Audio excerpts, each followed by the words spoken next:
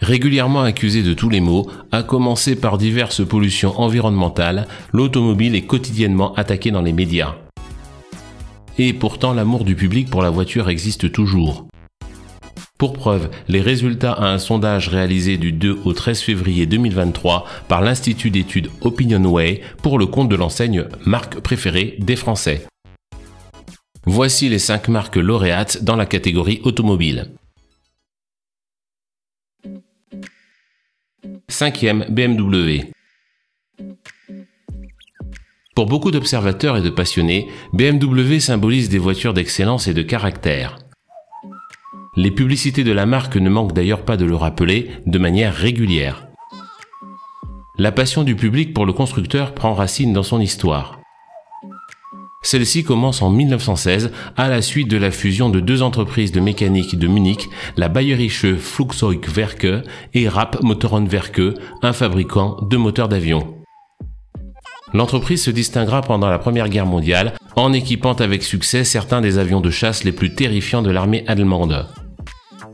À la suite de la défaite de l'Allemagne et du traité de Versailles signé en 1919, la production de moteurs d'avion pour l'Allemagne est interdite. L'entreprise choisit donc de se reconvertir dans la production de motocyclettes puis d'automobiles. Si la 320, première voiture entièrement conçue et produite par la marque, voit le jour en 1932, ce n'est que l'année suivante que sera inaugurée la fameuse double calandre sur le modèle dénommé 303. Mais surtout, BMW s'est fait connaître du grand public à partir du début des années 1960 avec le lancement de petites berlines à haute performance, en l'occurrence les modèles 1500, 1600 et 1800. Ces voitures proposaient aux pères de famille ayant besoin de place des performances proches de celles des voitures de sport de l'époque, telles que roadster et petits coupés anglais ou italiens. Depuis, la marque s'est fait la spécialité de voitures combinant aspect pratique et performances élevées. La saga des différentes générations de série 3, durant depuis maintenant plus de 40 ans, est plus qu'emblématique à cet égard. Mais la gamme BMW, ce sont certes des berlines, mais aussi de nombreux SUV.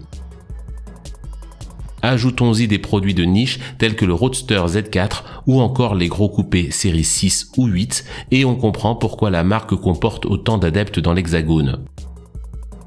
Mais si BMW est aussi renommée et depuis de si nombreuses années pour ses véhicules, c'est aussi grâce à un ingrédient essentiel, la qualité des moteurs qui les équipent. Constructeur emblématique s'il en est, il s'agit tout simplement de la marque du secteur premium ayant vendu le plus de véhicules au monde durant les 3 dernières années. Preuve, s'il en fallait, de l'attachement du public à cette marque à l'intérieur comme à l'extérieur des frontières de l'Hexagone. 4e, Citroën. Février 2023. Les chiffres de vente du 3e constructeur français pour l'année 2022 étaient enfin connus. Et le moins que l'on puisse dire est qu'ils étaient tout sauf bons. Ayant occupé à peine plus de 3% du marché européen de voitures neuves l'an dernier, il s'agit tout simplement du plus mauvais résultat de la marque depuis 30 ans. En termes de volume brut de vente, les presque 341 000 véhicules écoulés en 2022 faisaient pâle figure comparés aux près de 600 000 unités écoulées par le sémillant fabricant de produits low-cost Dacia. Dacia qui en profitait pour terrasser le vénérable constructeur français pour la première fois de son histoire. Jadis connu pour ses innovations technologiques ainsi qu'industrielles, capable de coups de génie tant dans le haut de gamme que dans l'hyper low cost, Citroën s'effondrera tant sur les plans financiers que sur celui de l'image au milieu des années 1970.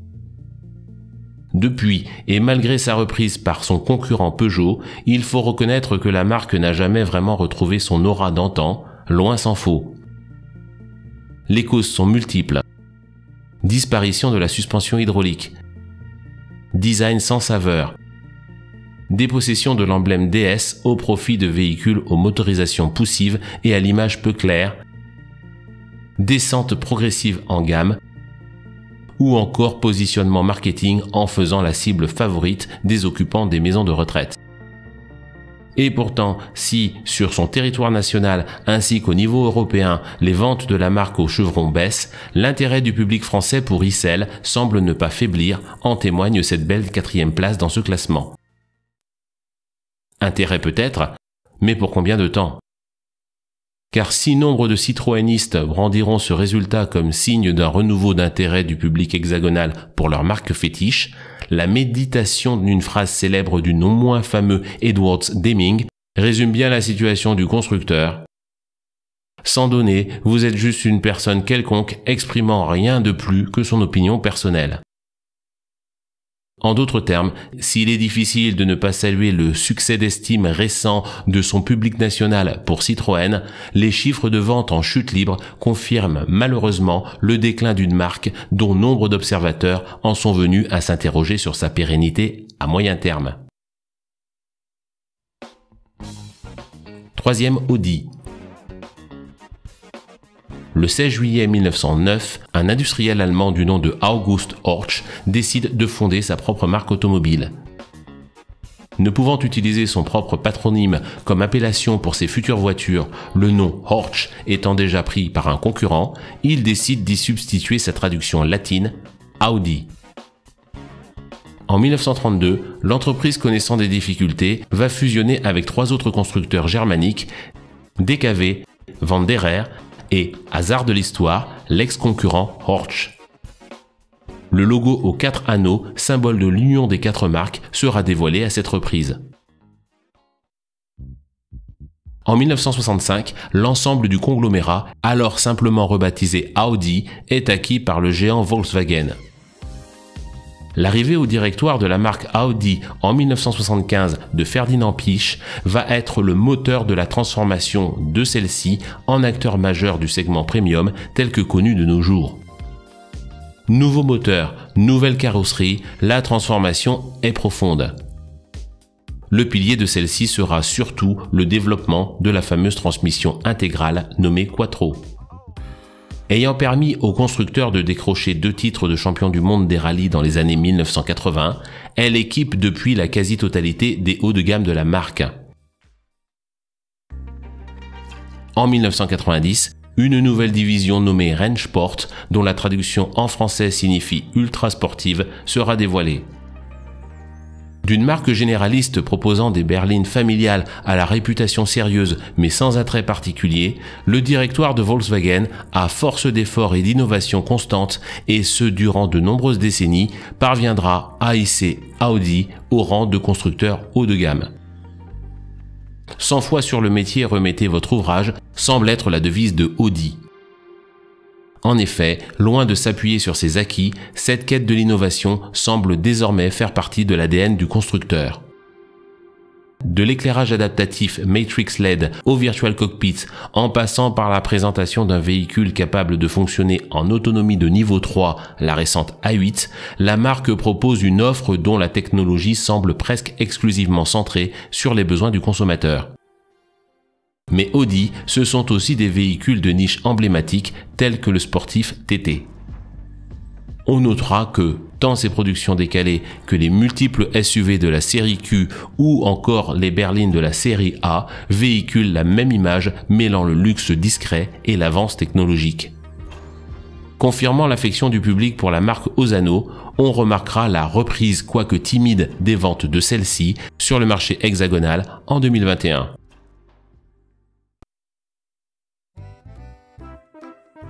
Deuxième, Renault.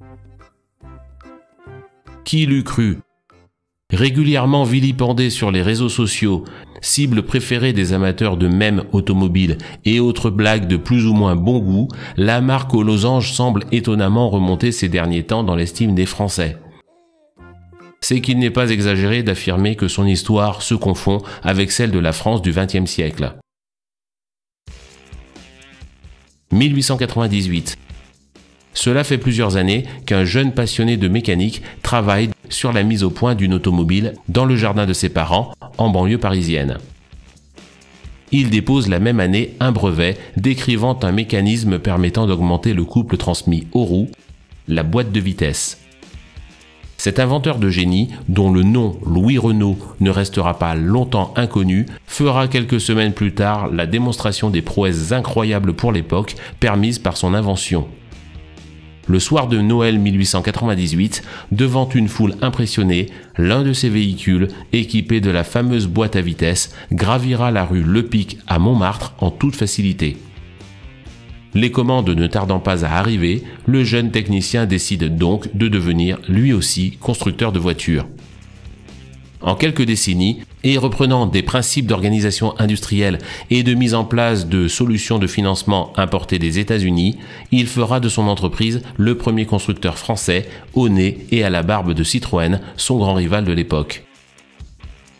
Nationalisée après la fin de la Seconde Guerre mondiale, celle qui s'appellera pendant de nombreuses années la Régie Renault s'imposera alors non seulement comme leader des ventes en France, mais également contributeur direct aux finances de l'État. Au point que nombre d'anciens déclaraient avec une pointe d'humour bien sentie « Quand tu achètes une Renault, tu payes 2 fois tes impôts ».